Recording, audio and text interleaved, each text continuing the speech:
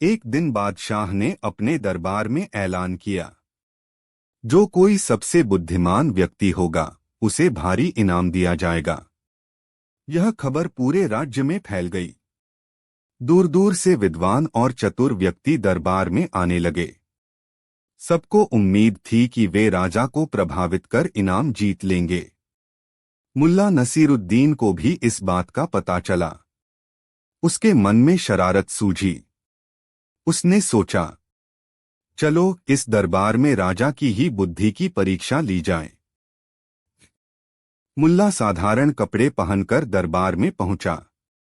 उसके पास एक गधा भी था जिसे उसने रस्सी से बांध रखा था। दरबार में सभी विद्वान बड़ी बड़ी बातें कर रहे थे।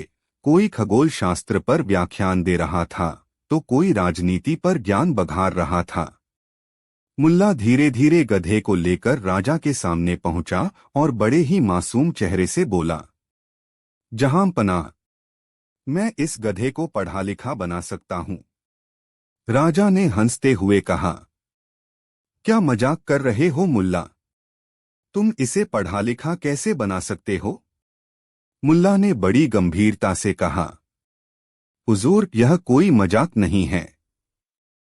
बस मुझे 10 साल का समय दीजिए और मैं इसे विद्वान बना दूंगा। यह गधा इंसानों की तरह बोलने लगेगा और गणित भी सिखाएगा। राजा ने मुल्ला की बात पर यकीन नहीं किया, लेकिन दरबार में मौजूद सभी लोग उत्सुक हो गए। राजा ने पूछा, अगर तुम इसे पढ़ा नहीं पाए तो? मुल्ला ने शरारत भरी मुस्कान के साथ जवाब दिया, तो मुझे फांसी पर लटका देना। पर अगर मैं सफल रहा तो मुझे आधा राज्य दे दीजिए। राजा को लगा कि मुल्ला ने या तो पागलपन में यह शर्त रखी है या फिर वह बहुत बड़ा धूर्त है। राजा ने सोचा, 10 साल में या तो मुल्ला मर जाएगा या मैं मर जाऊंगा। चलो इसकी बात मान लेते हैं। राजा ने शर्त स्वीकार कर ली। इसके बाद मुल्ला ने गधे को दरबार में ही रख लिया। हर रोज वह गधे को घास खिलाता, उसे पानी पिलाता और साथ ही उसके कान में मंत्र पढ़ने का नाटक करता। कभी कभी वह किताब लेकर गधे को पढ़ाने का दिखावा भी करता। दरबार में सभी लोग हैरान थे। उन्हें लगने लगा कि शायद मुल्ला सच में गधे को पढ़ा देगा। एक दिन राजा ने मुल्ला से पूछा, गधा कुछ सीख रहा है या नहीं? मुल्ला ने बड़ी गंभीरता से कहा, हुजूर, अब तो यह गणित भी समझने लगा है। आप चाहें तो परीक्षा ले सकते हैं। राजा को मुल्ला की बात पर यकीन नहीं हुआ, लेकिन उसे परखने का फैसला किया। मुल्ला ने एक तरकीब सोची। उसने दरबार में राजा को बुलाकर कहा, हुजूर, आप इस गधे से सवाल पूछिए, लेकिन एक शर्त है, गधा केवल उन्हीं लोगों के सवाल का जवाब देगा जो खुद बुद्धिमान हैं। राजा ने हंसते हुए पूछा, अगर गधा जवाब न दे तो? मुल्ला ने गंभीरता से कहा, तो इसका मतलब यह होगा कि पूछने वाला व्यक्ति मूर्ख है। राजा को मजाक लग रहा था। उसने गधे से पूछा, बताओ, 2 और 2 कितने होते हैं? गधा चुपचाप खड़ा रहा। मुल्ला ने बड़े निराश भाव से कहा, हुजूर, गधा जवाब नहीं दे रहा, इसका मतलब आप समझ गए होंगे।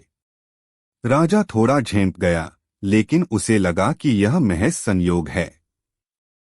फिर राजा ने दूसरा सवाल पूछा, सूरज पूरब से निकलता है या पश्चिम से? गधा फिर चुपचाप खड़ा रहा। मुल्ला सिर झुकाकर बोला, हुजूर, यह गधा बुद्धिमानों के सवाल का जवाब देता है। अगर यह जवाब नहीं दे रहा तो? पूरे दरबार में हंसी छूट गई। लोग राजा की ओर देखने लगे। अब राजा गुस्से से लाल हो गया, लेकिन वह जानता था कि यदि वह गुस्से में कुछ कहेगा तो दरबार में उसका मजाक बन जाएगा। राजा को समझ आ गया कि मुल्ला ने चालाकी से उसे बेवकूफ बना दिया। वह गधे को बुद्धिमान साबित नहीं कर रहा था, बल्कि धीरे धीरे राजा को ही गधा बना रहा था।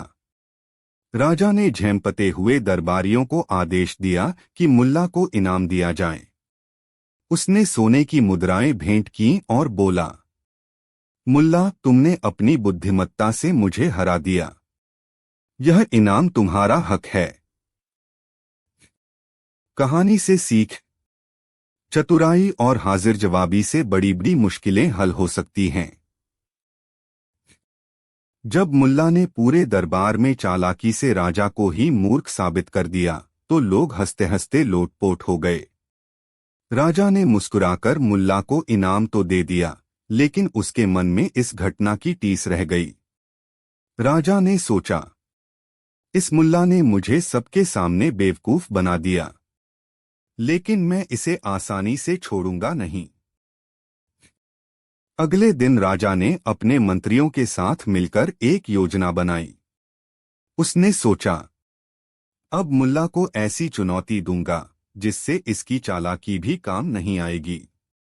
राजा ने मुल्ला को दरबार में बुलाया और कहा, मुल्ला, तुमने कल अपनी चतुराई से हमें प्रभावित किया, लेकिन अब मैं तुम्हें एक नई चुनौती देता हूं।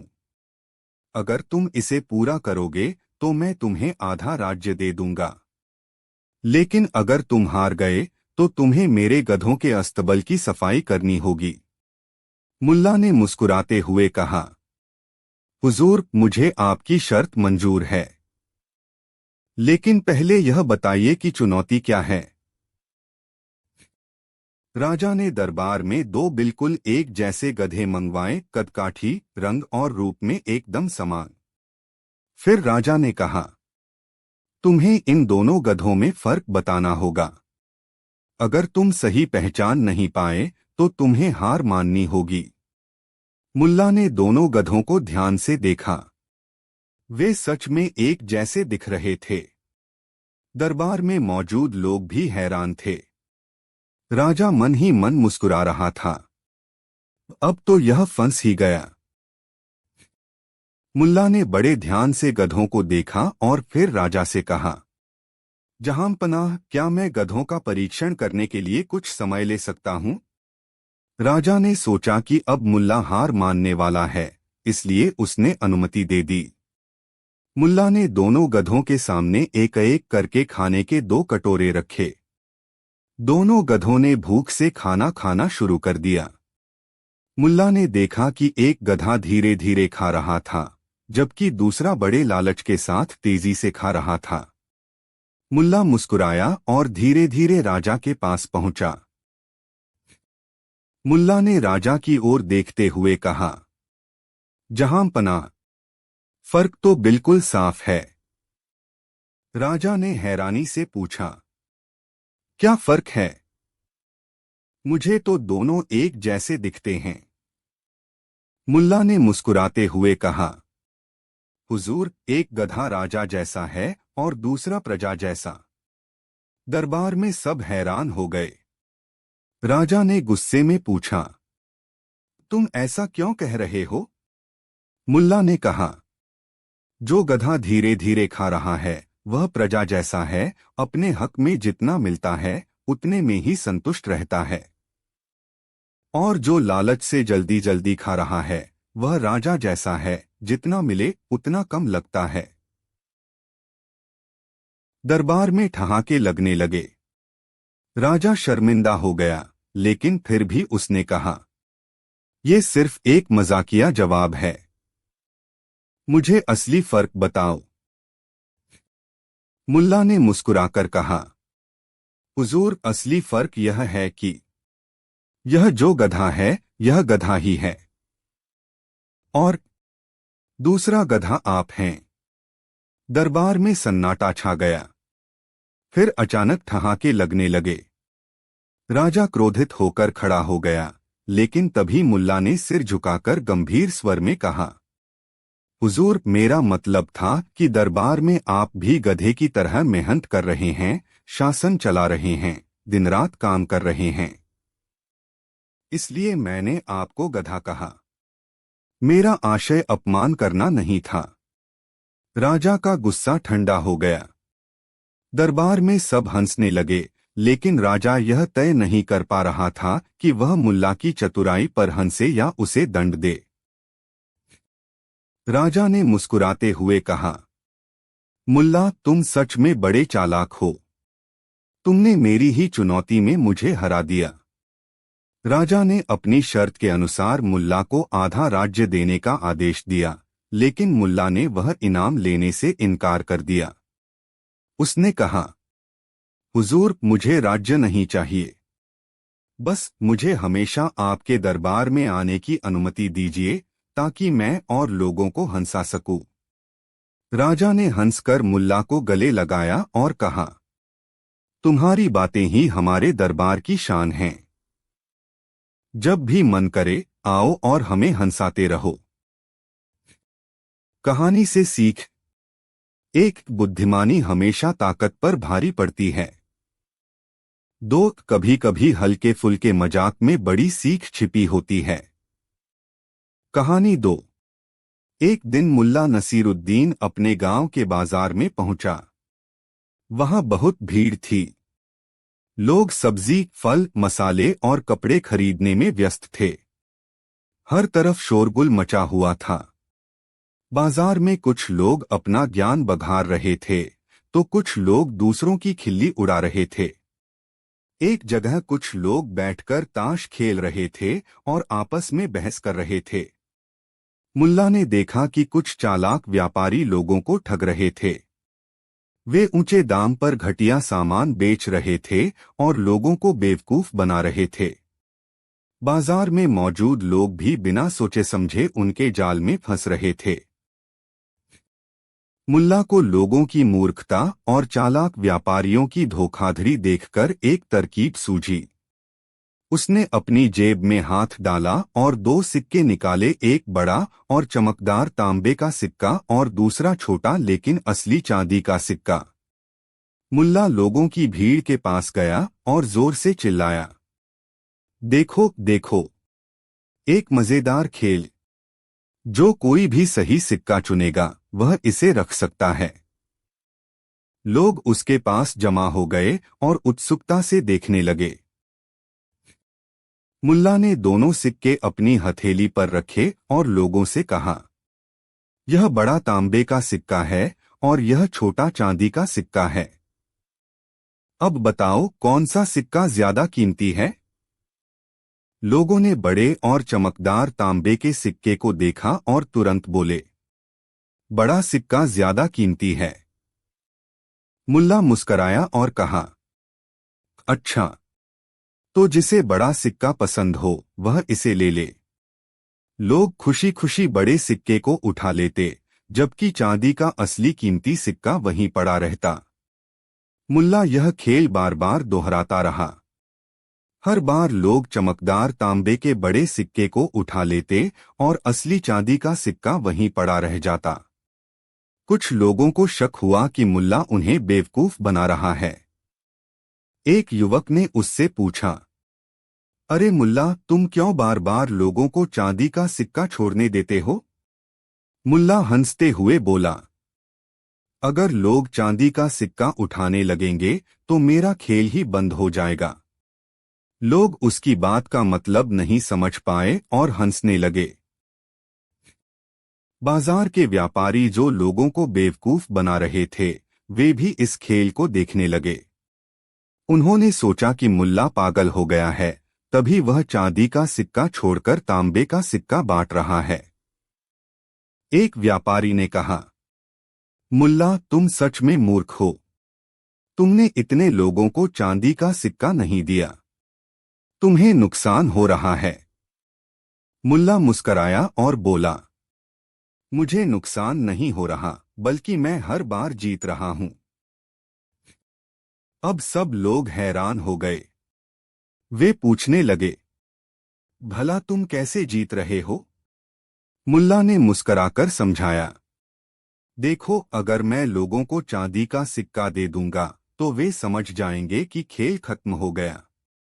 लेकिन जब मैं बार बार तांबे का बड़ा सिक्का देता हूं तो लोग लालच में फंसकर खेल खेलते रहते हैं। हर बार भीड़ बढ़ती जाती है और लोग मुझे खेलने के लिए सिक्के देते हैं। तुम सोच रहे हो कि मैं हार रहा हूं, लेकिन सच तो यह है कि मैं हर बार लोगों की मूर्खता का फायदा उठाकर छोटे छोटे तांबे के सिक्कों से बड़ी रकम कमा रहा हूं। लोग यह सुनकर अवाक रह गए। अब लोगों को अपनी मूर्खता का एहसास हुआ। उन्हें समझ में आया कि वे बड़े सिक्के को देखकर लालच में आ रहे थे, जबकि असली मूल्यवान सिक्का छोटा था। एक बुजुर्ग हंसते हुए बोला, अरे, हम तो मुल्ला से ज्यादा मूर्ख निकले। एक व्यापारी ने सिर पीटते हुए कहा, हम समझ ही नहीं पाए कि चमकदार चीज हमेशा कीमती नहीं होती। लोग अपनी मूर्खता पर हंसने लगे और मुल्ला की चतुराई की तारीफ करने लगे। कहानी से सीख। मुल्ला नसीरुद्दीन की यह कहानी हमें सिखाती है, हमेशा चमकदमक पर मत जाइए। हर चमकने वाली चीज सोना नहीं होती। कई बार जो चीज छोटी या साधारण दिखती है, वही असली मूल्यवान होती है। कहानी 3। गर्मियों का दिन था। गांव का चौपाल लोगों से भरा हुआ था। हर कोई अपनी अपनी बातों में व्यस्त था। तभी अचानक गांव में एक खबर फैल गई। मुल्ला नसरुद्दीन का मुकदमा चल रहा है। वह अदालत में न्यायाधीश के सामने पेश होगा। गांव वाले हैरान थे। मुल्ला और अदालत, यह कैसे हो सकता है? सबको यकीन था कि जरूर मुल्ला ने कुछ ऐसा किया होगा जो मजाकिया होगा, लेकिन न्यायाधीश के लिए सिरदर्द बन गया होगा। गांव के लोग जिज्ञासावश अदालत की ओर भागे। मुल्ला पर आरोप था कि उसने एक व्यापारी के ऊंट को बिना इजाजत के ले लिया था। व्यापारी ने कहा था कि मुल्ला ने उसके ऊंट को चुराकर अपने खेत में घास खिलाई। वही व्यापारी अदालत में मुल्ला के खिलाफ शिकायत लेकर पहुंचा। न्यायाधीश ने गुस्से में कहा, मुल्ला, क्या तुमने ऊंट चुराया था? मुल्ला ने हंसते हुए जवाब दिया, हुजूर, ऊंट चुराया? अरे, मैं तो उसे वापस ही कर रहा था। न्यायाधीश चौंक गया। क्या मतलब? मुल्ला ने बड़े मासूम चेहरे के साथ कहा, जी, दरअसल ऊंट अपने मालिक से नाराज होकर मेरे घर आ गया था। वह बहुत दुखी लग रहा था, इसलिए मैंने उसे अपने खेत में घास खिलाई ताकि उसका मन बहल जाए। पूरी अदालत हंसी से गूंज उठी। अब व्यापारी गुस्से में बोला, हुजूर, यह झूठ बोल रहा है। इसने मेरा ऊंट जबरदस्ती पकड़ा और अपने खेत में बांध लिया। मुल्ला ने मजाकिया अंदाज में कहा, हुजूर, मैं क्यों ऊंट पकड़ूंगा? मैंने तो उसे प्यार से अपने घर आने का न्योता दिया था। व्यापारी चिल्लाने लगा, झूठ, झूठ। इसने ऊंट को घास खिलाई और फिर उसका दूध भी निकाला। मुल्ला ने मुस्कुराकर कहा, हुजूर, यह आदमी झूठ बोल रहा है। ऊंट का दूध? अरे, मुझे तो अब तक यह भी नहीं पता था कि ऊंट दूध देता है या नहीं। अदालत में फिर से ठहाके गूंज उठे। न्यायाधीश ने मुल्ला को घूरते हुए पूछा, तो तुम्हारा कहना है कि ऊंट खुद तुम्हारे घर आया? मुल्ला ने सिर हिलाते हुए कहा, बिल्कुल हुजूर, और वह इतना समझदार था कि उसने मेरे दरवाजे पर दस्तक भी दी थी। पूरी अदालत ठहाके लगाकर हंसने लगी। न्यायाधीश ने गुस्से में कहा, मुल्ला, मजाक मत करो, सच बताओ। मुल्ला ने बड़ी गंभीरता से कहा, हुजूर, मैं बिल्कुल सच बोल रहा हूं। अगर ऊंट ने दस्तक न दी होती तो मैं दरवाजा कैसे खोलता? न्यायाधीश ने माथा पकड़ लिया। अब व्यापारी ने दूसरा आरोप लगाया, हुजूर, मुल्ला ने ऊंट पर सामान भी लादा था और उसे बाजार लेकर गया। मुल्ला ने मासूमियत से कहा, हुजूर, ऊंट ने खुद मुझसे कहा था कि वह बाजार घूमना चाहता है। मैंने बस उसकी इच्छा पूरी की। व्यापारी चिल्लाने लगा, झूठ, ऊंट बोलता नहीं। मुल्ला ने बड़ी मासूमियत से कहा, हुजूर, आपसे एक बात पूछूं? न्यायाधीश ने कहा, पूछो। मुल्ला ने पूछा, क्या आपने कभी ऊंट से बात की है? न्यायाधीश ने जवाब दिया, नहीं। मुल्ला हंसते हुए बोला, बस, फिर आप कैसे कह सकते हैं कि ऊंट बोलता नहीं? हो सकता है वह सिर्फ मुझसे बात करता हो। पूरी अदालत हंसी से लोटपोट हो गई। अब व्यापारी और भी गुस्से में आ गया। उसने कहा, हुजूर, मुल्ला झूठ बोल रहा है। मैंने इसे ऊंट के साथ खेत में देखा था। मुल्ला मुस्कुराया और बोला, हुजूर, मैं भी इसे ऊंट के साथ देखता हूं। तो क्या इसका मतलब यह है कि यह भी ऊंट चुराने वाला है? पूरी अदालत में हंसी का फव्वारा फूट पड़ा। अब न्यायाधीश ने मुल्ला से गंभीरता से पूछा, मुल्ला, यह मामला मजाक का नहीं है। सच सच बताओ, ऊंट तुम्हारे पास कैसे पहुंचा?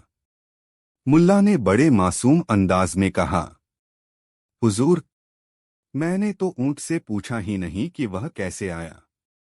मैंने सोचा कि कहीं वह बुरा न मान जाए। अदालत में फिर से ठहाके गूंज उठे। अब न्यायाधीश खुद हंसी रोक नहीं पाया। उसने फैसला सुनाया, चूंकि मुल्ला ने ऊंट को वापस कर दिया है और अदालत को खूब हंसाया है, इसलिए उसे कोई सजा नहीं दी जाएगी। पूरी अदालत हंसी से गूंज उठी। कहानी का निष्कर्ष, तर्क और चतुराई से बड़ी समस्या को हल किया जा सकता है। कभी कभी मजाकिया अंदाज भी गंभीर स्थिति को हल्का बना देता है। सीख, कभी कभी जीवन की सबसे कठिन परिस्थितियों को हंसी और चतुराई से जीता जा सकता है। मुल्ला नसरुद्दीन की मजाकिया हाजिर जवाबी से पूरी अदालत हंसी से लोटपोट हो गई थी। लेकिन मामला यहीं खत्म नहीं हुआ। व्यापारी अभी भी गुस्से में था और उसे यकीन था कि मुल्ला ने उसकी चोरी की है। इसलिए उसने अदालत में एक और आरोप लगा दिया। लेकिन मुल्ला का अगला तर्क और भी मजेदार था, जिसने न्यायाधीश को पूरी तरह हैरान कर दिया। अदालत में हंसी थमते ही व्यापारी ने नया आरोप लगाया, हुजूर, मुल्ला ने न केवल ऊंट को चुराया बल्कि वह ऊंट की पूंछ भी काटना चाहता था। न्यायाधीश ने हैरानी से पूछा, पूंछ काटना? यह कैसी बेवकूफी है? मुल्ला ने बड़ी मासूमियत से कहा, हुजूर, आपसे एक सवाल पूछूं?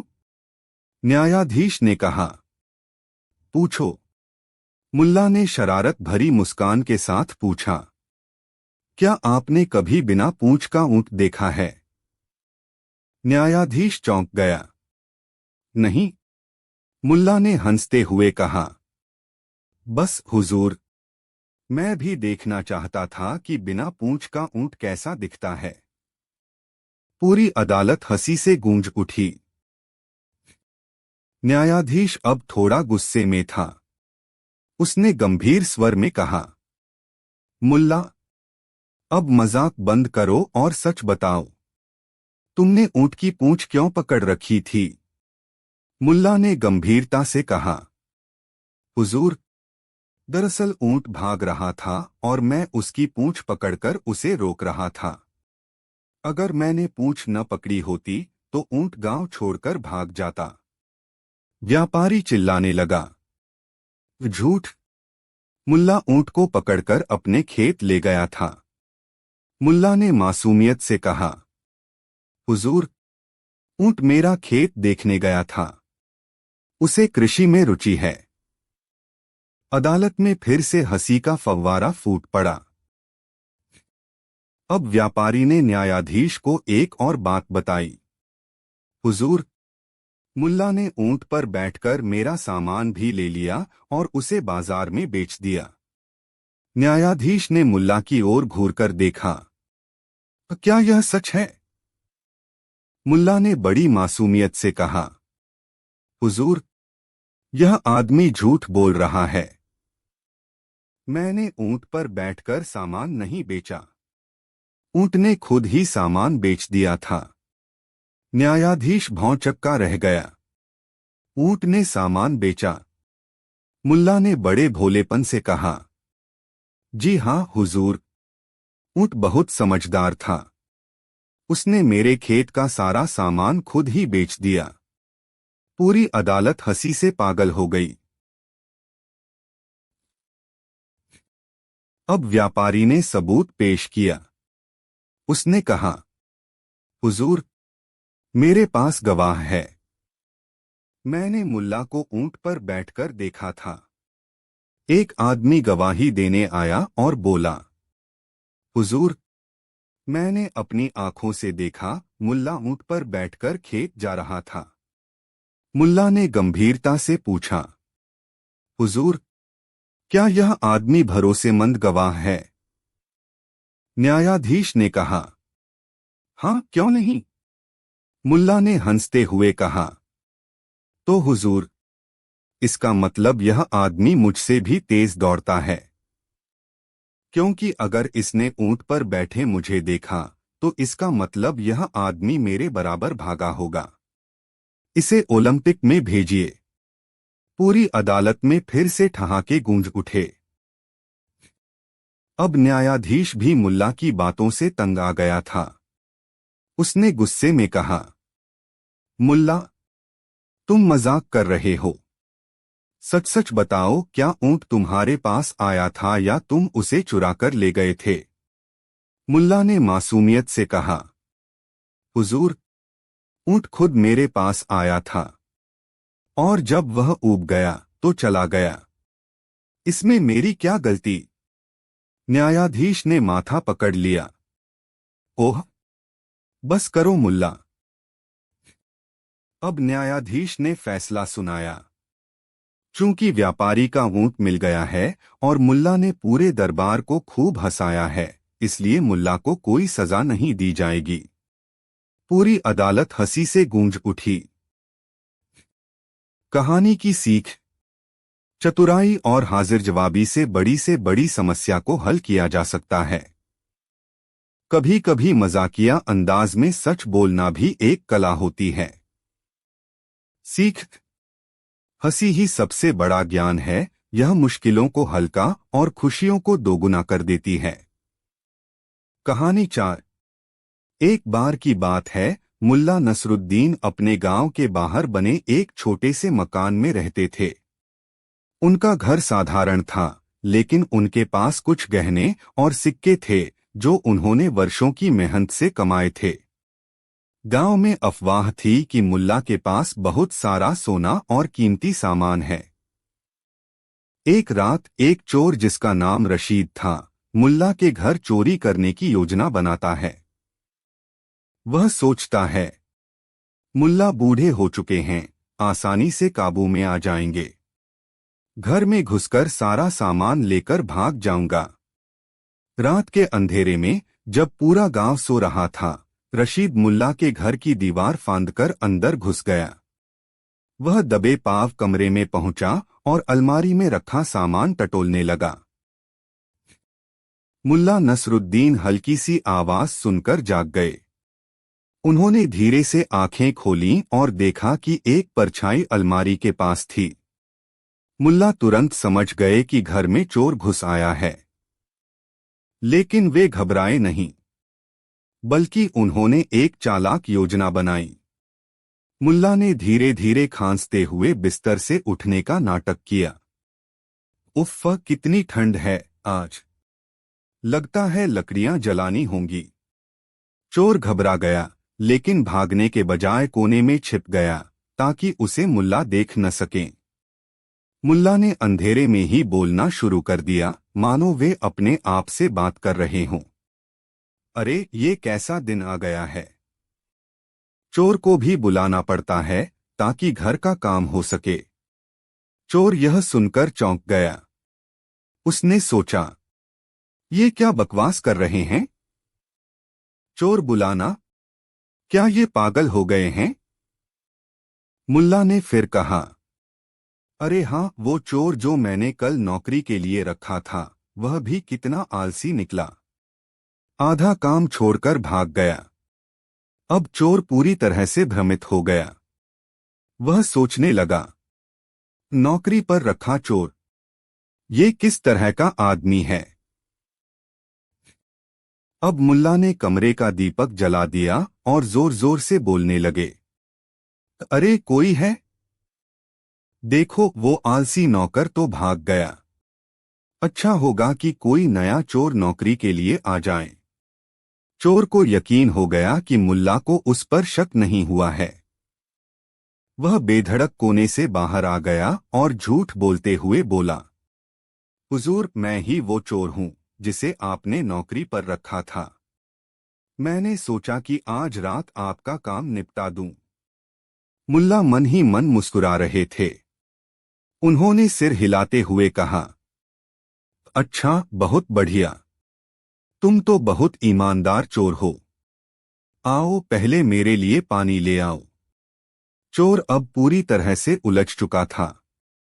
वह समझ नहीं पा रहा था कि वह चोरी करने आया था या नौकरी करने। वह घबराया हुआ पानी लेने चला गया। अब मुल्ला ने उसे पूरी तरह अपने जाल में फंसा लिया था। जब चोर पानी लेकर आया तो मुल्ला ने हंसते हुए कहा, वाह, तुम तो बहुत अच्छा काम कर रहे हो। अब जरा रसोई में जाकर रोटियां सेंक दो, मुझे भूख लग रही है। चोर मन ही मन सोचने लगा, अब क्या करूं? अगर मैंने मना किया तो शायद ये मुझे पकड़वा देंगे। डर के मारे चोर रसोई में जाकर रोटियां सेंकने लगा। मुल्ला आराम से कुर्सी पर बैठकर उसे देखते रहे। कुछ देर बाद मुल्ला ने कहा, अब जाकर आंगन में झाड़ू लगा दो। चोर ने डरते डरते झाड़ू लगा दी। फिर मुल्ला ने उसे बर्तन साफ करने का काम सौंपा। सुबह होते होते मुल्ला ने चोर से घर का सारा काम करवा लिया, पानी भरवाया, घर साफ करवाया और यहाँ तक कि गाय को चारा भी डलवाया। सुबह जब गांव वालों को चोर के पकड़े जाने की बात पता चली तो वे दौड़े दौड़े मुल्ला के घर आ गए। गांव का सरपंच बोला, मुल्ला, हमने सुना कि तुम्हारे घर चोरी हुई थी। चोर कहाँ है? मुल्ला ने मुस्कुराते हुए कहा, चोर? अरे भाई, अब वो चोर नहीं, मेरा नौकर है। देखो कैसा मेहनत से काम कर रहा है। गांव वाले हंसने लगे। मुल्ला, तुमने कमाल कर दिया। चोर को ही अपना नौकर बना लिया। चोर का चेहरा शर्म से लाल हो गया। उसने मुल्ला के सामने सिर झुका लिया और रोते हुए कहा, हुजूर, मुझे माफ कर दीजिए। मैं बहुत गरीब हूं। चोरी करना मेरी मजबूरी थी। लेकिन आपने मुझे इतना सम्मान दिया, काम सिखाया और इंसान बना दिया। अब मैं आपकी सेवा सच्चे मन से करना चाहता हूं। मुल्ला ने उसकी ओर प्यार से देखा और कहा, ठीक है, अगर तुम अपनी गलती मानते हो और मेहनत से काम करना चाहते हो तो तुम मेरे घर पर ही काम करो। लेकिन अगर कभी चोरी की तो जेल भिजवा दूंगा। चोर ने सिर झुकाकर हामी भर दी। कहानी से सीख। यह कहानी हमें सिखाती है कि कभी कभी बुद्धि और समझदारी से बिना हिंसा या सख्ती के भी बड़ी समस्याओं को हल किया जा सकता है। मुल्ला नसरुद्दीन ने अपनी चतुराई से न सिर्फ चोर को पकड़ा बल्कि उसे एक अच्छा इंसान भी बना दिया। कहानी 5। गर्मी का मौसम था। गांव की चौपाल में एक पुराना पेड़ था जिसकी छाव में गांव वाले अक्सर बैठकर बातें किया करते थे। उस दिन भी गांव के लोग वहीं बैठे थे। कोई फसल की बातें कर रहा था, कोई व्यापार की, तो कोई अपने घर की परेशानियां सुना रहा था। तभी मुल्ला नसरुद्दीन वहां आ पहुंचा। उसकी पहचान दूर दूर तक थी। लोग उसकी हाजिर जवाबी और मजाकिया अंदाज के दीवाने थे। उसे देखकर गांव वालों ने खुशी से आवाज लगाई, अरे मुल्ला, आओ आओ, आज कोई मजेदार किस्सा सुनाओ। मुल्ला मुस्कुराया और बोला, आज किस्सा नहीं बल्कि ज्ञान की बात सुनाऊंगा। गांव वाले चौंक गए। अरे, तुम ज्ञान की बात करोगे, वो भी बिना मजाक किए? मुल्ला हंसते हुए बोला, अरे भाई, मेरा ज्ञान भी ऐसा होगा कि तुम हंसते हंसते सोचने पर मजबूर हो जाओगे। मुल्ला ने गांव वालों को घेर कर बैठने को कहा और एक प्रश्न पूछा, बताओ, अगर कोई आदमी कहे कि उसने अपनी आंखों से घोड़े को आसमान में उड़ते देखा है, तो क्या तुम मानोगे? गांव वाले हंस पड़े और बोले, बिल्कुल नहीं, यह असंभव है। मुल्ला ने फिर पूछा, अगर वही आदमी कहे कि उसने सूरज को रात में चमकते देखा है, तो क्या मानोगे? गांव वालों ने फिर हंसते हुए कहा, बिल्कुल नहीं, यह भी झूठ है। अब मुल्ला गंभीर हो गया और बोला, लेकिन अगर वही आदमी कहे कि फला गांव में फला आदमी ने उसके साथ धोखा किया, तो तुम झट से मान लोगे बिना सच जाने? गांव वाले चुप हो गए। मुल्ला ने मुस्कुराते हुए कहा, वाह रे इंसान, आसमान में घोड़े उड़ते नहीं मानते, लेकिन अफवाहें बिना देखे सुने सच मान लेते हो। गांव वाले हंसते हंसते गंभीर हो गए। उन्होंने समझ लिया कि मुल्ला ने मजाक में ही एक बड़ी सीख दे दी थी, अफवाहों पर आंख बंद करके भरोसा नहीं करना चाहिए। दूसरा ज्ञान। थोड़ी देर बाद मुल्ला ने फिर एक मजाकिया सवाल पूछा, अगर तुम्हारे पास दो थैलियां हो, एक में सोने के सिक्के और दूसरी में मिट्टी हो, तो तुम किसे चुनोगे? गांव वाले हंसकर बोले, बेवकूफ ही होगा जो मिट्टी वाली थैली उठाएगा। हम तो सोने की थैली लेंगे। मुल्ला मुस्कुराया और बोला, लेकिन सोचो, अगर तुम उस सोने के लालच में एक लंबी नदी तैरकर थैली तक पहुंचो और थैली हाथ में आते ही देखो कि उसमें मिट्टी भरी है, तब? गांव वाले चौंक गए। मुल्ला ने कहा, बस यही जीवन का सच है। अक्सर हम सोने के लालच में भागते हैं, लेकिन जब मंजिल पर पहुंचते हैं तो पता चलता है कि थैली में मिट्टी थी। गांव वालों ने तालियां बजाईं। वे समझ गए कि लालच में दौड़ते दौड़ते अक्सर लोग खोखली चीजों के पीछे भागते हैं, जो अंत में व्यर्थ ही निकलती हैं। तीसरा ज्ञान। फिर मुल्ला ने लोगों को एक कहानी सुनाई। एक बार दो आदमी जंगल में गए। रास्ते में उन्हें एक शेर दिखाई दिया। पहला आदमी जोर जोर से भागने लगा, लेकिन दूसरा वहीं खड़ा रहा।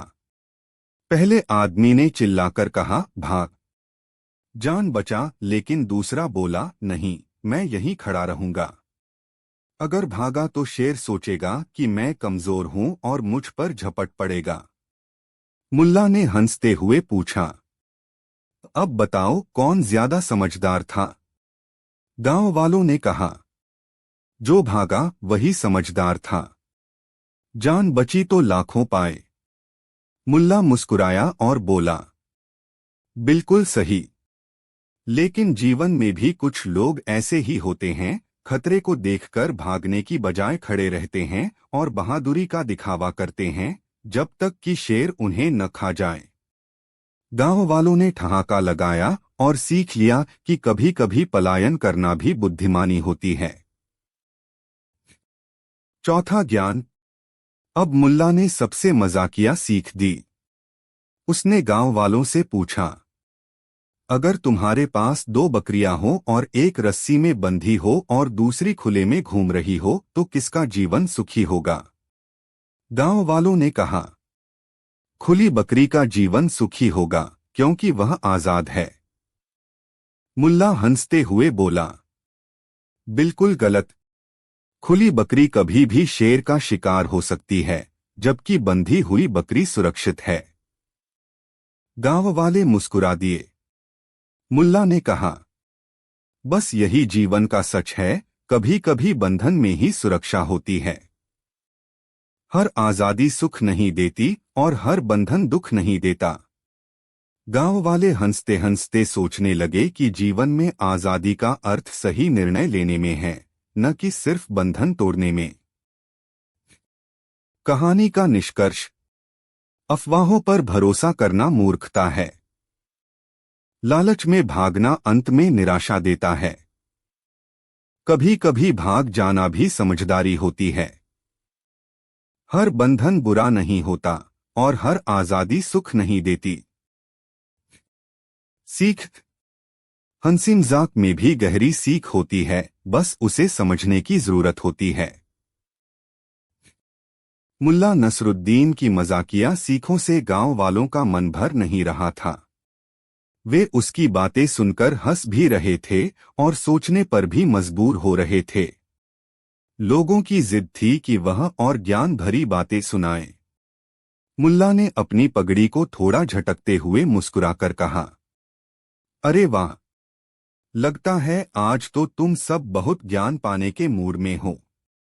गांव वाले हंस पड़े और बोले, हाँ मुल्ला, आज तो हमें इतना ज्ञान दो कि हम जीवन भर ना भूलें। पांचवा ज्ञान: जिंदगी में संतुलन। मुल्ला ने एक पतली रस्सी निकाली और उसे अपने दोनों हाथों में पकड़ा। फिर उसने रस्सी को हल्के हल्के खींचना शुरू किया। गांव वाले उसे हैरानी से देखने लगे। मुल्ला ने पूछा, अगर मैं रस्सी को जोर से खींचूं तो क्या होगा? गांव वालों ने जवाब दिया, रस्सी टूट जाएगी। मुल्ला ने मुस्कुराते हुए कहा, बिल्कुल सही। लेकिन अगर मैं ढीली छोड़ दूं तो क्या होगा? गांव वाले बोले, फिर रस्सी गिर जाएगी और उसका कोई काम नहीं रहेगा। मुल्ला ने कहा, बस यही जीवन का सच है। अगर तुम रिश्तों में बहुत जोर दोगे तो वे टूट जाएंगे और अगर उन्हें ढीला छोड़ दोगे तो वे बिखर जाएंगे। जीवन में संतुलन बहुत जरूरी है। गांव वाले मुस्कुरा दिए। उन्होंने महसूस किया कि यह मजाक में दी गई सीख उनके रिश्तों पर सटीक बैठती थी। अब मुल्ला ने गांव वालों को एक और मजाकिया सीख दी। उसने जमीन से एक पत्थर उठाया और हवा में उछाल दिया। फिर पूछा, अगर मैं कहूं कि यह पत्थर उड़ सकता है तो तुम मानोगे? गांव वाले हंस पड़े और बोले, नहीं मुल्ला, पत्थर कभी नहीं उड़ सकते। मुल्ला ने मुस्कुराते हुए कहा, लेकिन अगर मैं पत्थर को एक बांस के पंजे में फंसा दूं और बांस आसमान में उड़ जाए तो पत्थर भी उड़ता हुआ नहीं दिखेगा। गांव वाले थोड़ी देर चुप हो गए। मुल्ला ने हंसते हुए कहा, बस यही तो दुनिया का हाल है। जो लोग किसी बड़े आदमी या ताकतवर व्यक्ति के साथ होते हैं, उन्हें सब उड़ता हुआ मान लेते हैं, जबकि असल में वे सिर्फ उस बांस की पकड़ में होते हैं। गांव वाले हंसते हंसते सोच में पड़ गए। उन्होंने महसूस किया कि समाज में दिखावे का बहुत बड़ा प्रभाव होता है। अब मुल्ला ने एक और मजेदार सवाल पूछा। उसने लोगों से कहा, मान लो कि एक आदमी पहाड़ पर चढ़ रहा हो और तुम नीचे से देख रहे हो। तुम देख रहे हो कि वह अचानक गिर पड़ा। तुम क्या सोचोगे? गांव वाले बोले, हम तो यही सोचेंगे कि वह बेवकूफ था जो गिर पड़ा। मुल्ला ने मुस्कुराकर पूछा, लेकिन अगर तुम जानो कि वह आदमी एक बच्चे को बचाने के लिए गिरा था तो क्या अब भी उसे बेवकूफ कहोगे? गांव वाले चुप हो गए। मुल्ला ने कहा, यही जीवन का सच है, हम अक्सर बिना पूरी जानकारी के ही लोगों को जज कर लेते हैं, जबकि हकीकत कुछ और होती है। गांव वाले इस ज्ञान पर फिर से ठहाके लगाकर हंसने लगे। अब मुल्ला ने गांव वालों को एक मजाकिया पर गहरी सीख देने का फैसला किया। उसने गांव वालों से पूछा, मान लो तुम एक कमरे में बंद हो और बाहर निकलने का कोई दरवाजा नहीं दिख रहा हो, तुम क्या करोगे? गांव वालों ने कहा, हम मदद के लिए चिल्लाएंगे। मुल्ला मुस्कुराया और बोला, अरे, तुम सबसे आसान हल क्यों नहीं सोचते? कमरे के अंदर ही देखो, हो सकता है कि चाबी तुम्हारी जेब में हो। गांव वाले हंस पड़े। मुल्ला ने कहा, बस, जीवन में भी ऐसा ही होता है। हम समस्या को सुलझाने के लिए इधर उधर भागते हैं, जबकि उसका हल हमारे पास ही होता है। नौवां ज्ञान। उसने कहा, मान लो कि तुम्हारे पास 10 ऊँट हों, लेकिन तुम फिर भी दुखी रहो। वहीं एक आदमी के पास एक ही ऊँट हो, लेकिन वह खुश रहे। बताओ किसका जीवन अच्छा है? गांव वालों ने कहा, वही जिसका मन खुश है। मुल्ला ने मुस्कुराते हुए कहा, बिल्कुल सही। धन की अधिकता से सुख नहीं मिलता, बल्कि संतोष से मिलता है। गांव वाले हंसते हुए बोले, वाह मुल्ला, आज तो कमाल की बातें सिखा दी। 10वां ज्ञान। अब मुल्ला ने गांव वालों को आखिरी और सबसे मजेदार ज्ञान दिया। उसने कहा, बताओ तुम्हारे पास लाखों अशर्फिया हो, लेकिन तुम हर दिन रोते रहो तो क्या फायदा? गांव वालों ने जवाब दिया, कोई फायदा नहीं, पैसा भी बेकार हो जाएगा। मुल्ला हंसते हुए बोला, बस, जीवन में सबसे बड़ी दौलत हंसी है, क्योंकि पैसा खोकर कमाया जा सकता है, लेकिन हंसी खोकर वापस नहीं आती। गांव वाले हंसते हंसते लोटपोट हो गए। कहानी का निष्कर्ष। जीवन में संतुलन जरूरी है। अधूरी जानकारी पर फैसला ना करें। समस्या का हल अक्सर आपके पास ही होता है। दिखावे के पीछे का सच देखना चाहिए। सबसे बड़ी दौलत हंसी है। सीख। हंसी ही जीवन का सबसे बड़ा ज्ञान है। यह मुश्किलों को हल्का और खुशियों को दोगुना कर देती है। गांव के चौपाल पर हंसी ठाकों का दौर जारी था। मुल्ला नसरुद्दीन की मजाकिया लेकिन गहरी सीखों ने गांव वालों को सोचने पर मजबूर कर दिया था। वे हंसते हंसते जीवन के बड़े सबक सीख रहे थे। गांव वालों ने जिद की, अरे मुल्ला, आज तो मजा आ गया। अब एक दो और ज्ञान की बातें सुना दो, ताकि हम घर जाकर अपने बच्चों को भी ये बातें सिखा सकें। मुल्ला ने मुस्कुराकर अपनी दाढ़ी पर हाथ फेरा और बोला, अरे वाह, लगता है आज ज्ञान का बाजार खुला है। गांव वालों ने ठहाका लगाया। मुल्ला ने अपने मजाकिया अंदाज में फिर से लोगों को हंसाते हंसाते सीख देनी शुरू की। 11वां ज्ञान। मुल्ला ने सबको एक मजेदार किस्सा सुनाया। एक बार मैं बाजार में गया।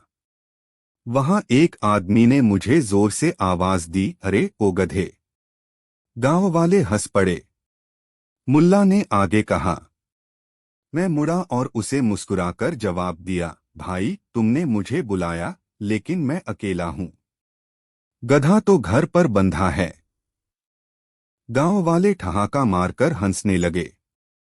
फिर मुल्ला गंभीर होकर बोला, देखो भाइयों, अगर मैं उस आदमी की बात का बुरा मान लेता तो झगड़ा हो सकता था, लेकिन मैंने मजाक में जवाब दिया और झगड़े की जगह हंसी हो गई। गांव वाले मुस्कुरा दिए। मुल्ला ने कहा, जीवन में खुद पर हंसना सीखो। कभी कभी लोग तुम्हें गधा कहेंगे तो कभी मूर्ख, लेकिन अगर तुम उन पर हंस दोगे तो वे तुम्हें कभी परेशान नहीं कर पाएंगे। 12वां ज्ञान। अब मुल्ला ने गांव वालों से एक सवाल पूछा। मान लो तुम एक ऐसे कुएं में गिरे हो जिसका पानी आधा खारा है और आधा मीठा। तुम पानी पीते हो और तुम्हें खारा ही लगता है। इसका मतलब क्या होगा? गांव वालों ने सोचा और बोले, मतलब कुएं का पानी खारा होगा। मुल्ला मुस्कुराया और बोला, नहीं, इसका मतलब है कि तुम सिर्फ खारे हिस्से से पी रहे हो। अगर तुम कुएं के दूसरे हिस्से में जाओ तो शायद मीठा पानी मिल जाए। गांव वाले हंस पड़े, लेकिन वे सोच में भी पड़ गए। मुल्ला ने कहा, बस, जीवन में भी यही होता है। जब हम एक ही पहलू को बार बार देखते रहते हैं तो हमें वही सच लगता है। लेकिन अगर हम नजरिया बदल लें तो सच्चाई कुछ और निकलती है। 13वां ज्ञान। अब मुल्ला ने गांव वालों को एक और मजाकिया सीख दी। उसने पूछा, अगर तुम्हें पता चले कि तुम्हारे सिर पर बादल छा रहे हैं तो तुम क्या करोगे? गांव वालों ने कहा, हम छाता ले आएंगे या घर चले जाएंगे। मुल्ला हंस पड़ा और बोला, अरे बेवकूफों, बादल सिर पर छाएंगे तो बारिश होगी ही नहीं। बारिश तो आसमान से होती है। गांव वाले ठहाके लगाने लगे। मुल्ला ने कहा, बस, जीवन में भी हम कई बार बेवजह चिंता करते हैं जो सिर के बादलों की तरह होती है। दिखती तो बड़ी है लेकिन उसका कोई असर नहीं होता।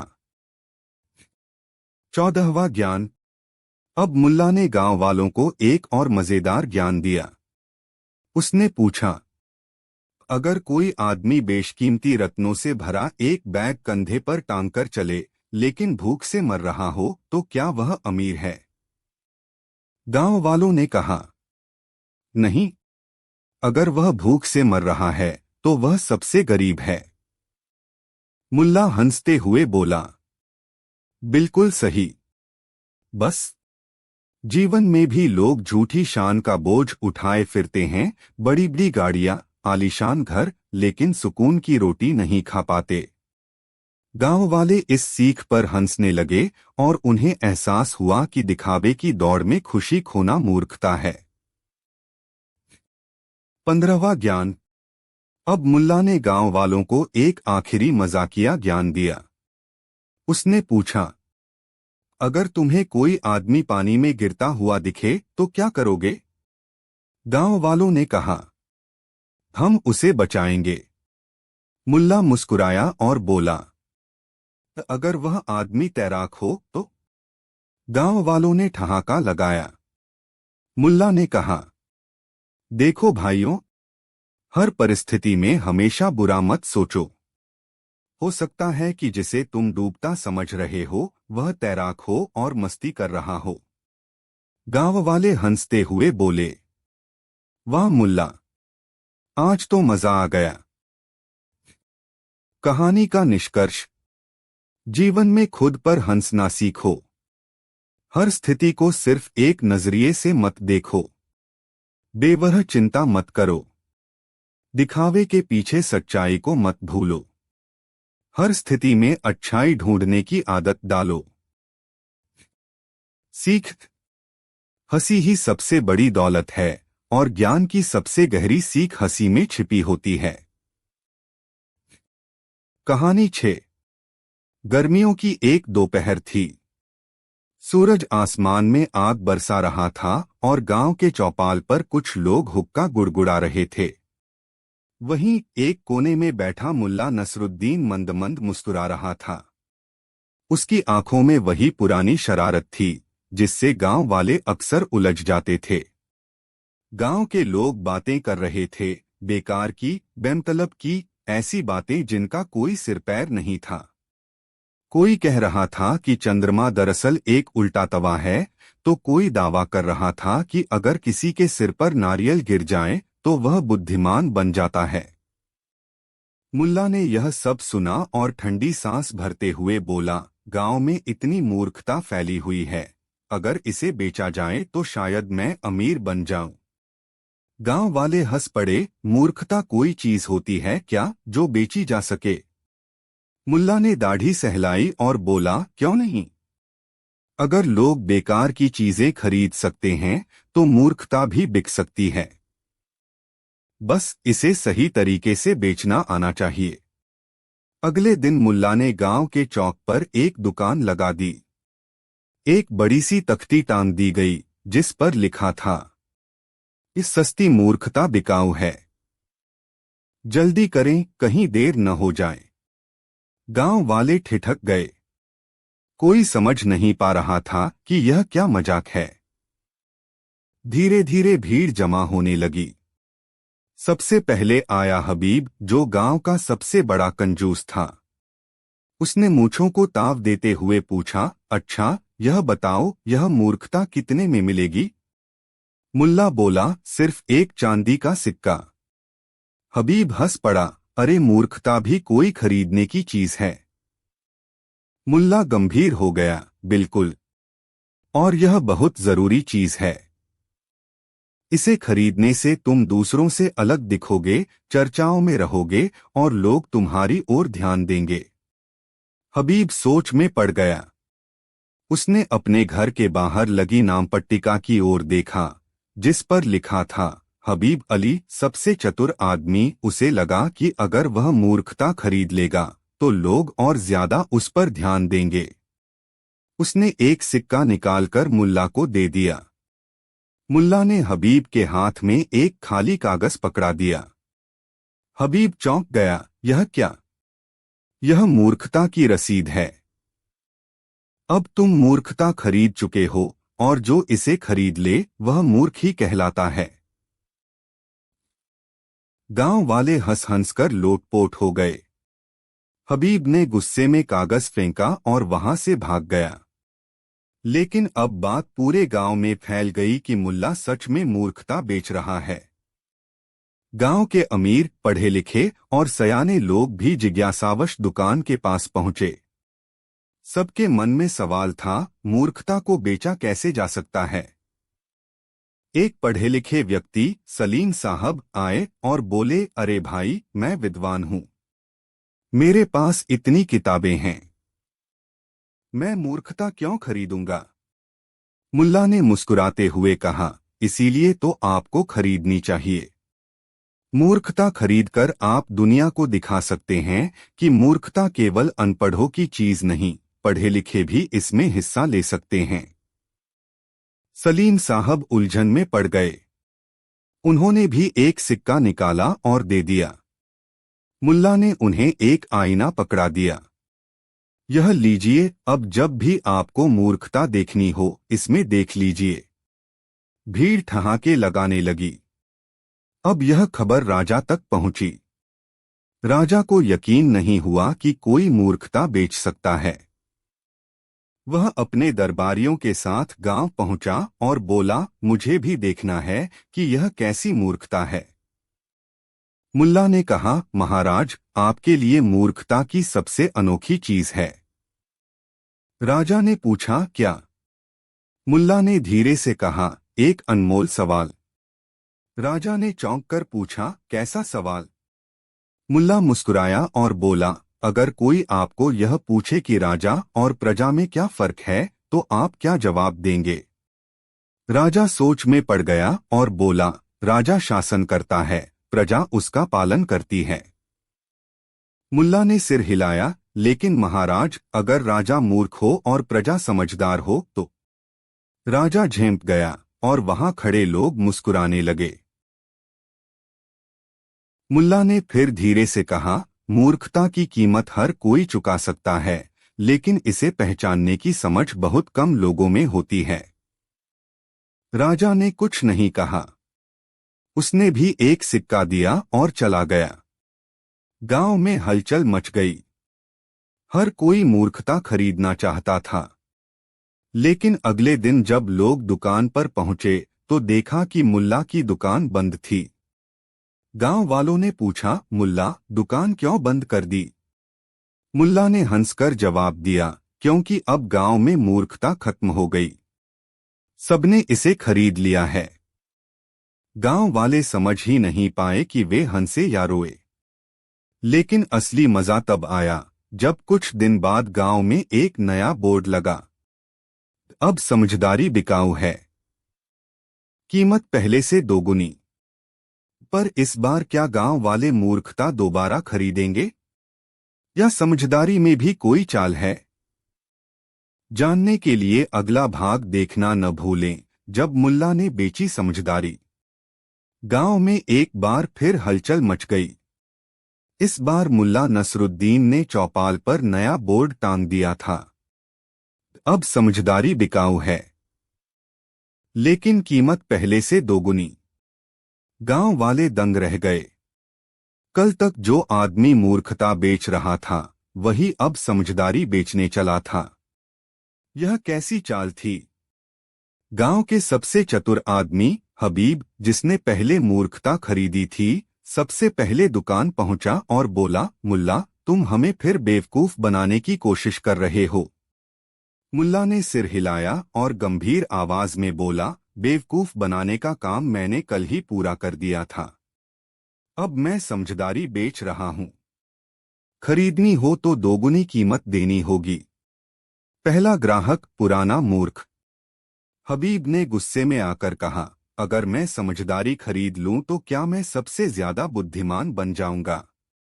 मुल्ला ने मुस्कुराते हुए कहा, बिल्कुल, लेकिन यह तुम्हारी पुरानी मूर्खता पर निर्भर करेगा। वो कैसे? हबीब चौंका, क्योंकि जिसने पहले मूर्खता खरीदी है, वही इसे बदलकर समझदारी खरीद सकता है। अगर तुमने मूर्खता नहीं खरीदी होती तो तुम समझदारी नहीं खरीद सकते। हबीब उलझ गया।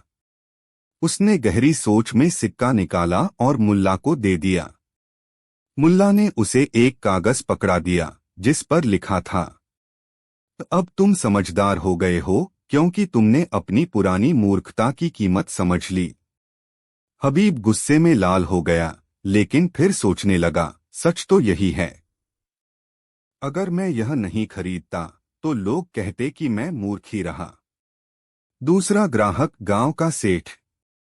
गांव के सेठ दीनानाथ, जो पहले इस नाटक को हंसी में उड़ा चुके थे, अब बेचैन होने लगे।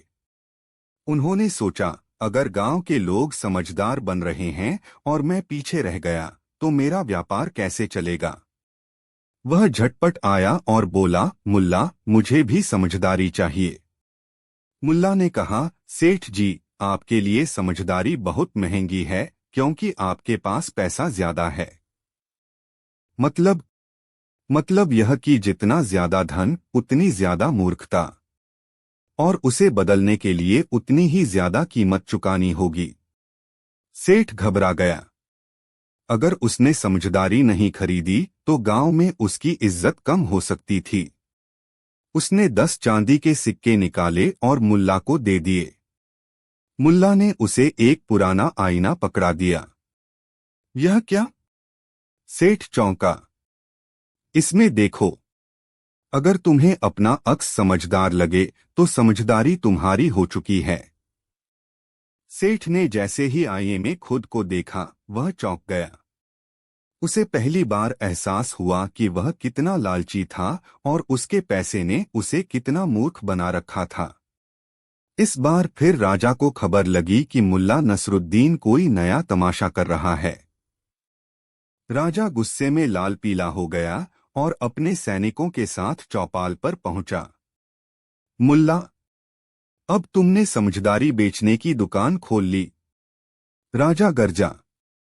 मुल्ला बोला, जी हाँ महाराज, और आपको भी खरीदनी चाहिए, क्योंकि राजा की समझदारी पर ही पूरी प्रजा निर्भर करती है। राजा सोच में पड़ गया। अगर वह समझदारी नहीं खरीदता तो लोग सोचेंगे कि वह मूर्ख है, और अगर खरीदता है तो उसे इस चाल में फंसना पड़ेगा।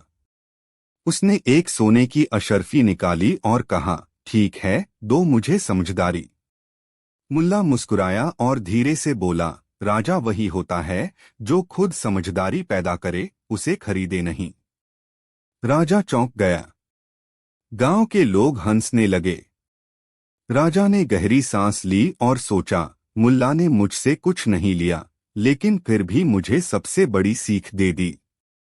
राजा ने मुल्ला को गले लगाया और कहा, आज से तुम मेरे दरबार में मेरे सलाहकार रहोगे, क्योंकि तुम सच्चे समझदार हो। गांव के सभी लोग इस खेल को समझ चुके थे। पहले उन्होंने मूर्खता खरीदी, फिर समझदारी, लेकिन अंत में उन्हें एहसास हुआ कि असली समझदारी पैसे से नहीं, अनुभव से आती है। मुल्ला ने मुस्कुराते हुए दुकान समेटी और बोला, अब यह दुकान बंद कर रहा हूं, क्योंकि अब गांव के लोग खुद सोचने लगे हैं। गांव वाले हंस पड़े, लेकिन उन्होंने हमेशा मुल्ला की इस सीख को याद रखा। जो खुद को सबसे चतुर समझता है, अक्सर वही सबसे बड़ा मूर्ख होता है। गांव में हफ्तों तक चर्चा होती रही कि मुल्ला नसरुद्दीन ने पहले मूर्खता बेची, फिर समझदारी, और अब उसने दुकान ही बंद कर दी। लेकिन कहानी यहाँ खत्म नहीं हुई। कुछ महीने बीत गए। गांव वाले अब खुद को ज्यादा समझदार मानने लगे थे। लेकिन जैसे जैसे वक्त बीता, उनमें एक नई बेचैनी पैदा होने लगी। अब सबके मन में एक ही सवाल था, क्या हमने जो समझदारी खरीदी थी, वह सच में समझदारी थी? कुछ लोग कहने लगे, अगर हमने असली समझदारी खरीदी होती, तो हमें ये सवाल नहीं उठाने पड़ते। दूसरे बोले, शायद हम अब भी उतने ही मूर्ख हैं, जितने पहले थे। अब हर कोई सोच में पड़ गया। इसी उधेड़बुन के बीच एक दिन गांव के चौपाल पर फिर एक नया बोर्ड टंगा मिला। अब बिकेगा सच्चा ज्ञान, कीमत पहले से भी ज्यादा।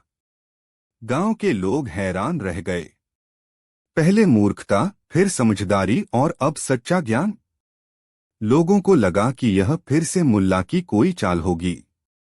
लेकिन कुछ लोग यह सोचकर दुकान के पास पहुंच गए कि अगर इस बार उन्होंने सच्चा ज्ञान नहीं खरीदा, तो कहीं फिर से सबसे पीछे न रह जाएं। पहला ग्राहक वही पुराना हबीब। सबसे पहले हाजिर हुआ वही पुराना हबीब, जो पहले मूर्खता और फिर समझदारी खरीद चुका था। मुल्ला, यह नया खेल क्या है? हबीब ने पूछा। मुल्ला ने मुस्कुराते हुए कहा, अब की बार मैं तुम्हें ऐसा ज्ञान दूंगा जो कभी पुराना नहीं होगा। तो इसे कैसे खरीदूं? इस बार कीमत सिर्फ सिक्कों में नहीं, बल्कि तुम्हारे भीतर की सबसे बड़ी चीज देकर चुकानी होगी। वो क्या? तुम्हारा अहंकार। हबीब चौंक गया। उसने सोचा, अगर मैं अपना अहंकार छोड़ दूं, तो गांव में मेरी इज्जत कहाँ बचेगी? मुल्ला समझ गया कि हबीब उलझन में है। उसने एक कागज पर कुछ लिखा और उसे पकड़ा दिया। हबीब ने पढ़ा, जो इंसान अपने अहंकार को छोड़ देता है, वही सच्चा ज्ञानी होता है। हबीब गहरी सोच में पड़ गया और धीरे धीरे उसकी आंखें खुलने लगीं।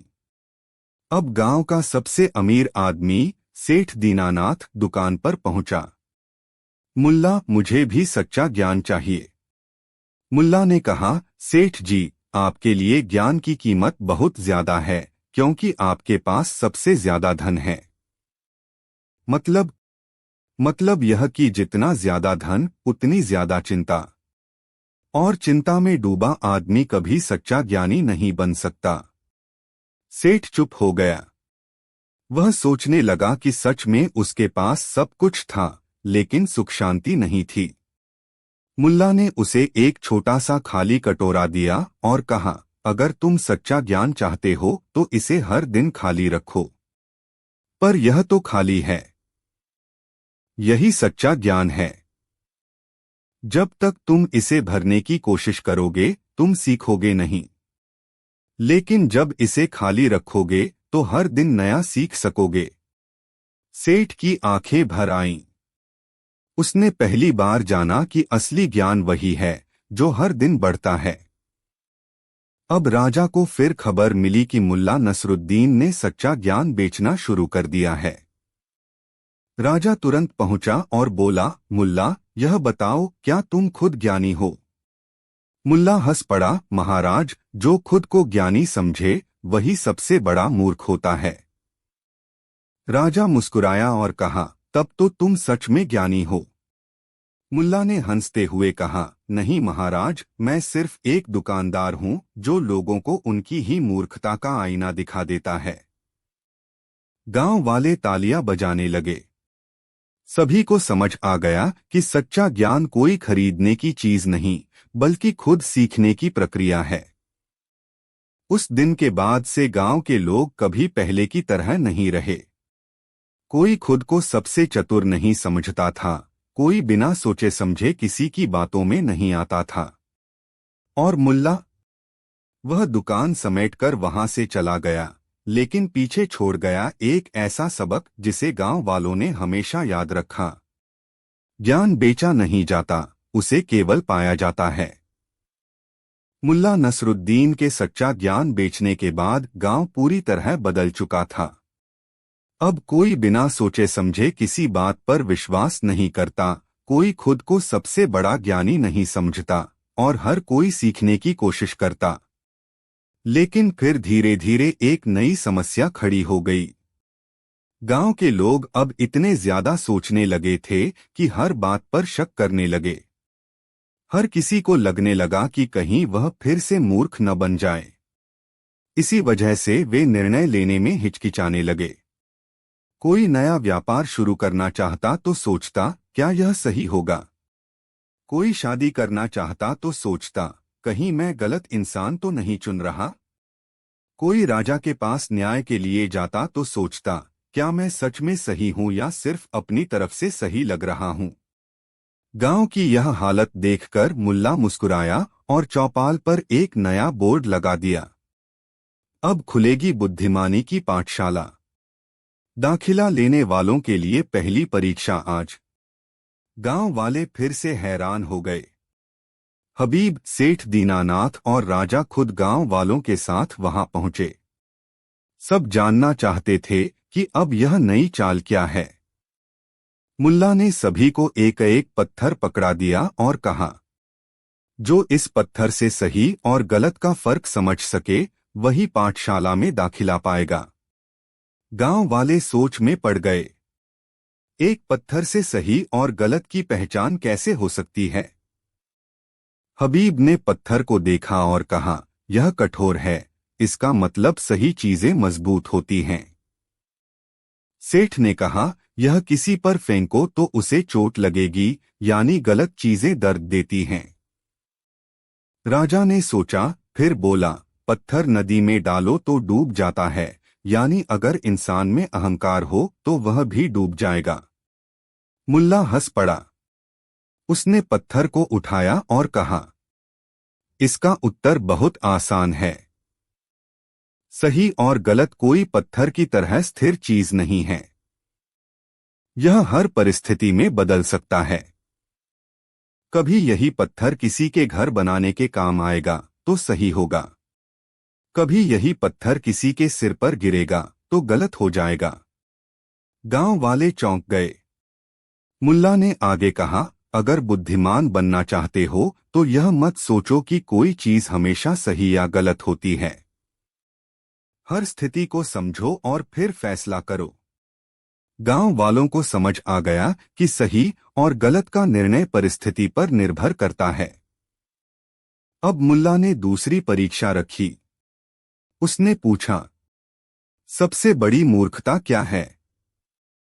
गांव के अलग अलग लोगों ने अलग अलग जवाब दिए। अहंकार सबसे बड़ी मूर्खता है। धन का लालच सबसे बड़ी मूर्खता है। बिना सोचे समझे बोलना सबसे बड़ी मूर्खता है। मुल्ला हंस पड़ा और बोला, इनमें से कोई भी सबसे बड़ी मूर्खता नहीं है। गांव वाले चौंक गए। सबसे बड़ी मूर्खता यह है कि इंसान यह सोचे कि उसे सब पता है। यह सुनते ही पूरा गांव सन्न रह गया। जिसे लगता है कि वह सब कुछ जानता है, वही सबसे ज्यादा मूर्ख होता है। क्योंकि जब वह नया सीखना ही बंद कर देगा तो आगे बढ़ेगा कैसे? गांव वाले अब तक सोच में पड़ चुके थे। मुल्ला ने अब तीसरी और आखिरी परीक्षा रखी। उसने पूछा, बुद्धिमान कौन होता है? सेठ बोला, जिसके पास सबसे ज्यादा ज्ञान हो। हबीब बोला, जो सबसे ज्यादा सोचता हो। राजा बोला, जो सबसे ज्यादा अनुभव रखता हो। मुल्ला मुस्कुराया और बोला, नहीं, सबसे बुद्धिमान वह होता है जो जानता हो कि कब बोलना है और कब चुप रहना है। गांव वाले फिर चौंक गए। ज्ञान, सोच और अनुभव की कीमत तभी है जब उन्हें सही समय पर इस्तेमाल किया जाए, वरना सबसे बड़ा ज्ञानी भी मूर्ख की तरह दिख सकता है। उस दिन के बाद से गांव में सच में बदलाव आ गया। अब न कोई अंधविश्वास करता, न कोई खुद को सबसे चतुर मानता, न कोई सही और गलत को लेकर परेशान होता। मुल्ला ने पाठशाला बंद कर दी और कहा, अब मेरी जरूरत नहीं, क्योंकि असली बुद्धिमान वही है जो खुद अपनी परीक्षा लेना सीख जाए। गांव वालों ने उसकी बात गांठ बांध ली। लेकिन मुल्ला कहाँ गया? कहते हैं वह एक नए गांव की ओर निकल पड़ा, जहां लोग अभी भी अंधेरे में थे और उन्हें कोई था जो ज्ञान की रोशनी दिखा सके। मुल्ला नसरुद्दीन के बुद्धिमानी की पाठशाला बंद करने के बाद गांव के लोग पहले से अधिक सोच समझकर फैसले लेने लगे। लेकिन अब एक नई समस्या खड़ी हो गई, किस्मत। अब जब लोग सही और गलत पहचानने लगे, बुद्धिमान बनने लगे, तब भी उनकी जिंदगी में कई बार असफलताएं आ रही थीं। किसी की फसल खराब हो जाती, किसी का व्यापार डूब जाता, किसी की शादी नहीं हो रही थी। गांव में फिर से चर्चा शुरू हो गई, क्या सब कुछ नसीब पर निर्भर करता है? इसी बीच चौपाल पर एक नया बोर्ड टंगा मिला, अब मिलेगा नया सौदा, खरीदिए अपना नसीब। कीमत पहले से भी ज्यादा। गांव के लोग एक बार फिर अचंभे में पड़ गए। तो क्या नसीब भी खरीदा जा सकता है? यह तो हद हो गई। यह मुल्ला हर बार कुछ नया लेकर आ जाता है। लेकिन फिर वही हुआ जो हमेशा होता था। सबसे पहले हबीब, सेठ और राजा खुद इस सौदे को समझने के लिए पहुंचे। पहला ग्राहक पुराना भाग्यहीन हबीब। हबीब ने मुल्ला से पूछा, मुल्ला, अगर मैं अपना नसीब खरीद लूं तो क्या मेरी सारी समस्याएं खत्म हो जाएंगी? मुल्ला ने मुस्कुराकर कहा, बिल्कुल, लेकिन कीमत भारी होगी। कितनी? तुम्हें अपने आलस्य की कुर्बानी देनी होगी। हबीब चौंक गया। मतलब यह कि नसीब उन्हीं का अच्छा होता है जो मेहनत करना जानते हैं। अगर तुम सच में नसीब खरीदना चाहते हो तो कल से सूरज निकलने से पहले जागो और काम में जुट जाओ। हबीब सोच में पड़ गया। उसने पहली बार महसूस किया कि किस्मत खुद नहीं बदलती, उसे बदलने के लिए कुछ करना पड़ता है। सेठ दीनानाथ ने सिक्कों की थैली निकालकर कहा, मुल्ला, मुझे भी अच्छा नसीब चाहिए। यह लो 10 अशर्फिया, और ऐसा भाग्य दो कि मैं हमेशा अमीर रहूं। मुल्ला ने सिक्कों को देखा और कहा, सेठ जी, यह अशर्फिया आपकी किस्मत नहीं बदलेंगी। लेकिन अगर आप सच में अमीर बने रहना चाहते हैं तो आपको अपनी सबसे बड़ी कमजोरी छोड़नी होगी। वो क्या? लालच। सेठ चौंक गया। मुल्ला ने एक कागज दिया जिस पर लिखा था, जिसके पास बहुत कुछ है और फिर भी जो संतोषी नहीं, वह गरीब ही रहेगा। सेठ को समझ आ गया कि असली अमीरी तिजोरी में नहीं, दिल में होती है। अब राजा को फिर से खबर लगी कि मुल्ला नसीब बेच रहा है। राजा स्वयं आया और गरजते हुए बोला, मुल्ला, क्या तुम सच में नसीब बेच रहे हो? मुल्ला मुस्कुराया और बोला, जी हाँ महाराज। आपको भी खरीदना है? राजा ने सोचा और फिर कहा, अगर मेरे नसीब में और भी ज्यादा शक्ति और वैभव हो तो मैं जरूर खरीदना चाहूंगा। मुल्ला ने एक आईना राजा के हाथ में दिया और कहा, पहले इसमें देखिए। राजा ने देखा, आईने में उसका चेहरा था, लेकिन उस पर झुर्रियां बढ़ रही थीं। यह क्या है मुल्ला? राजा ने पूछा। मुल्ला बोला, महाराज, यह समय है। राजा हो या रंक, कोई भी समय को नहीं खरीद सकता।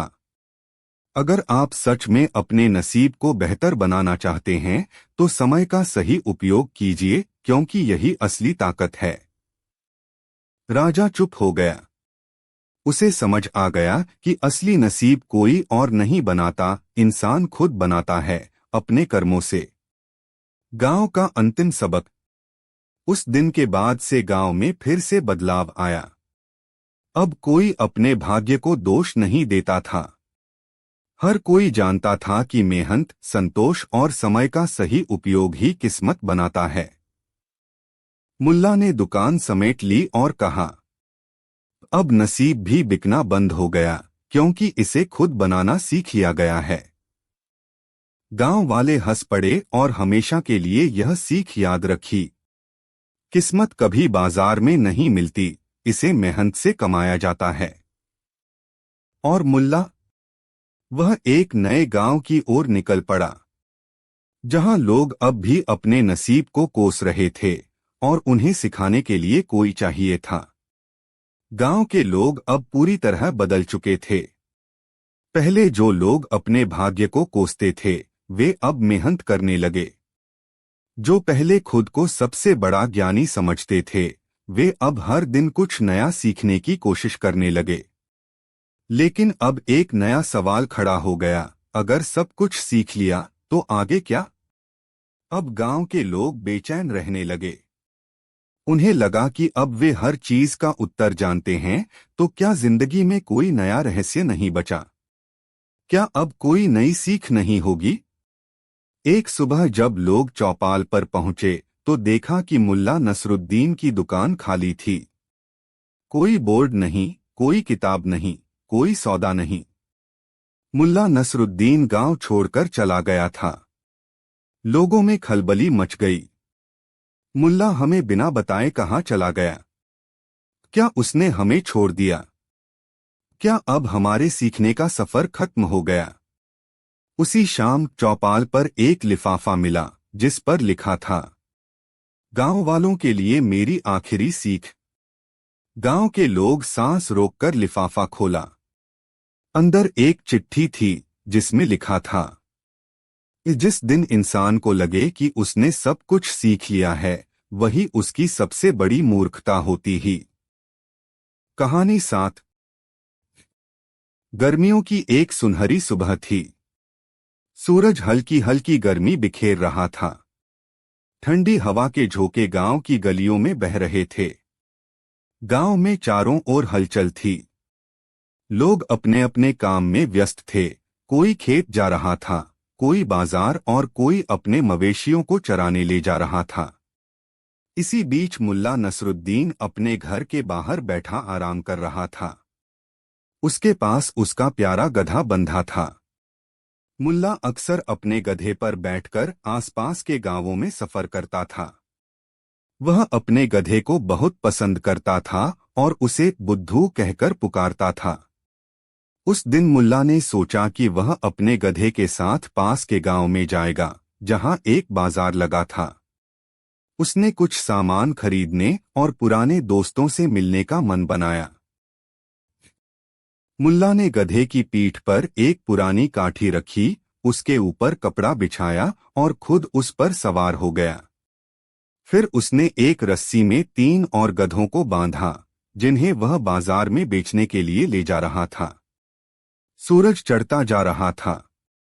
रास्ता लंबा था, लेकिन मुल्ला गधों को धीरे धीरे हाँकता रहा।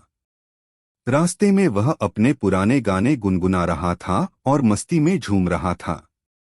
कुछ दूर चलने के बाद उसे संदेह हुआ कि गधों की संख्या कम हो गई है। उसने घबराकर गधों की गिनती करनी शुरू की। मुल्ला ने गधों को देखकर गिना, 1, 2, 3। वह हैरान रह गया। उसे लगा कि एक गधा कहीं रास्ते में खो गया है। अरे, यह क्या? 4 गधों को लेकर चला था, लेकिन 3 ही बचे हैं। एक गधा कहीं भाग गया क्या? वह घबराकर इधर-उधर देखने लगा। उसे कोई गधा नजर नहीं आया। मुल्ला की मजाकिया गलती। मुल्ला ने दोबारा गधों को गिनना शुरू किया। 1, 2, 3। फिर उसने अपना माथा पीट लिया। हे भगवान! सच में एक गधा गायब हो गया। थोड़ी देर बाद उसे ध्यान आया कि वह खुद एक गधे पर बैठा है। उसने गधों को छोड़कर नीचे उतरा और पैदल चलने लगा। फिर उसने दोबारा गिनती की। 1, 2, 3, 4। मुल्ला खुश हो गया। अरे वाह! मेरा खोया हुआ गधा मिल गया। अब वह फिर से गधे पर बैठ गया और आगे बढ़ा। रास्ते में उसे फिर शक हुआ। उसने पीछे मुड़कर गधों को गिना। 1, 2, 3। फिर से एक गधा कम। मुल्ला चिल्लाया, हे अल्लाह! यह गधा बार बार गायब हो जाता है। रास्ते में एक गांव का आदमी मिला। उसने मुल्ला को बार बार गधों को गिनते हुए देखा तो उससे पूछा, मुल्ला तुम क्या कर रहे हो? मुल्ला ने कहा, भाई मेरे साथ बड़ा धोखा हो रहा है। जब मैं गधे पर बैठता हूं तो एक गधा गायब हो जाता है और जब नीचे उतरता हूं तो गधा वापस मिल जाता है। वह आदमी हंसते हंसते लोटपोट हो गया। अरे मुल्ला, तुम्हारी परेशानी यह है कि तुम खुद भी तो एक गधे पर बैठे हो। जब तुम गिनते हो तो उसे भूल जाते हो। मुल्ला को अपनी गलती का एहसास हुआ। उसने ठहाका लगाकर कहा, अरे! लगता है मैं भी गधों की गिनती में एक गधा बन गया। मुल्ला की चालाकी। अब मुल्ला को अपनी मूर्खता का एहसास तो हो गया, लेकिन वह आसानी से हार मानने वालों में से नहीं था। उसने सोचा कि अपनी मूर्खता को लोगों के सामने उजागर होने से बचाने के लिए कुछ मजाक करना चाहिए। वह गांव वालों की भीड़ को देखकर बोला, दोस्तों मैं तो बस एक मजाक कर रहा था। देखना चाहता था कि आप लोग कितने होशियार हैं। लोगों को हंसी आ गई। सभी ने सोचा कि मुल्ला मजाक कर रहा था, जबकि हकीकत में वह खुद अपनी गलती से बेखबर था। बाजार पहुंचने के बाद भी मुल्ला लोगों को अपनी गधों की गिनती वाली घटना सुनाकर हंसाता रहा। एक दुकानदार ने पूछा, मुल्ला सफर कैसा रहा? मुल्ला ने ठहाका लगाते हुए कहा, सफर तो ठीक था, लेकिन मेरा एक गधा इतना शरारती निकला कि कभी भाग जाता था, कभी वापस आ जाता था। कहानी का निष्कर्ष। मुल्ला की यह कहानी भले ही हास्यपूर्ण हो, लेकिन इसके पीछे एक गहरी सीख भी छिपी है। कई बार हम किसी समस्या को जरूरत से ज्यादा जटिल समझ लेते हैं, जबकि उसका हल बेहद आसान होता है। कभी कभी हम छोटी छोटी बातों को भूलकर बड़े भ्रम में पड़ जाते हैं। जीवन में हंसी मजाक का महत्व भी जरूरी है, क्योंकि इससे जीवन की मुश्किलें हल्की लगने लगती हैं। अपनी गलतियों पर हंसना भी एक कला है। सीख। कभी कभी हम इतनी तेजी से समस्या का हल ढूंढने में लग जाते हैं कि हमें यह एहसास ही नहीं होता कि हम खुद ही उसका हिस्सा हैं।